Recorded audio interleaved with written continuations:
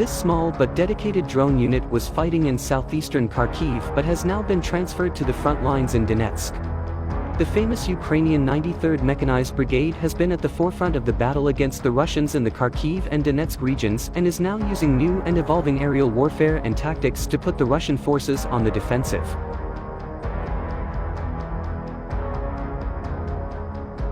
Drones in modern warfare are the eyes, and I really hope that we will have much more of these eyes in the sky. Alex, a drone operator in the 93rd Brigade, explains near the Donetsk front lines.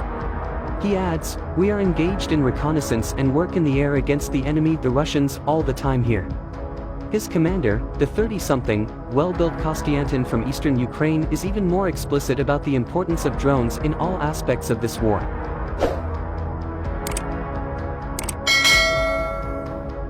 Yes, we use drones, all types of drones, to combat them, the Russians, in the skies. We have a lot of specialist types, some for surveillance, some for defense, and some for the attack. This small but dedicated drone unit was fighting in southeastern Kharkiv but has now been transferred to the front lines in Donetsk. We were transferred here because the 93rd Brigade has a lot of experience and many specialists who can defend these areas, repel the enemy, and push them back.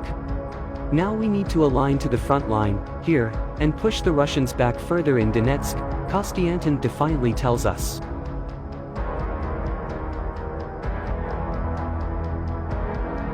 Their base was at Barvinkov, a city in the Izium region of Kharkiv Oblast, 70 miles north of Donetsk.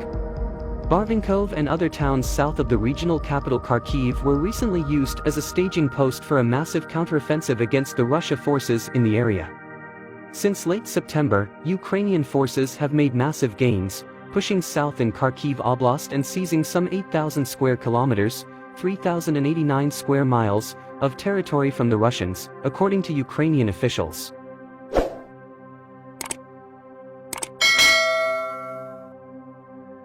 The capture of this territory, and in particular the large town of Izium, 25 miles north of Barvinkov, effectively cuts off the Russian forces from the whole of Kharkiv Oblast and threatens their position to the south in the Donetsk region. The loss of Izium is of key military importance as it was a logistical hub for the Russians from which they were supplying troops and equipment to the east in the Donbass region to attack places like Kramatorsk and Sloviansk, which they were aiming to capture at the start of their so-called special operation in Ukraine.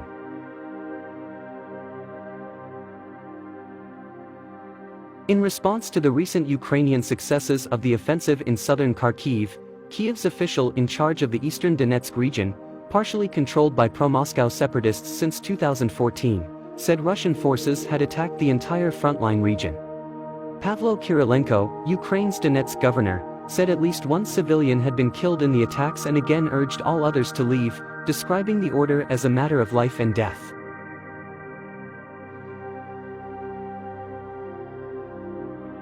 This drone unit has been actively fighting in the area to the south of the strategically important city of Kramatorsk and has provided aerial support to the 93rd Brigade's ground troops to enable them to defend against Russian attacks like these.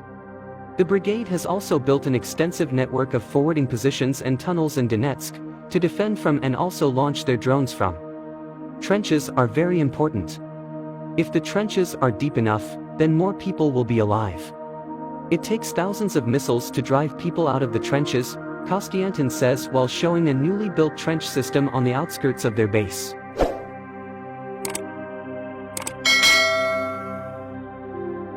He adds, "There are also places where we can hide our drones and operate them from." Following the retreat of Russia from Izium and Kharkiv, the Ukrainian forces now have much smaller supply lines and the capacity to focus more of their direct attacks on the Donetsk region. However, with an estimated 80% of the residential building in Izium destroyed and many civilians being killed in the battle, the liberation of Donetsk could also become a lot bloodier and more costly.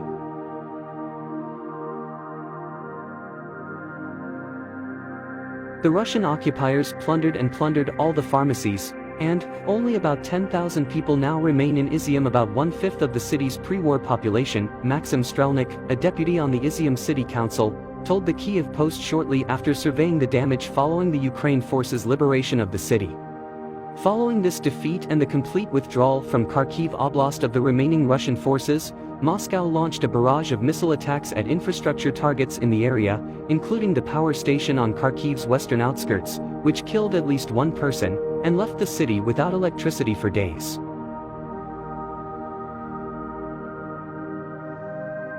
President Volodymyr Zelensky denounced the deliberate and cynical missile strikes against civilian targets as acts of terrorism.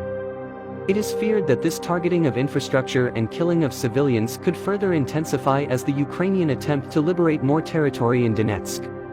Something that is also of deep concern to residents in Kostiantynivka near the front lines.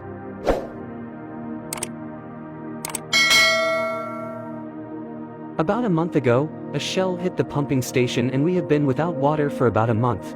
Thankfully, there is electricity, but there has been no gas since May, Beleniuk Natalia explains from the city center, not far from the 93rd Brigade's forward operating base.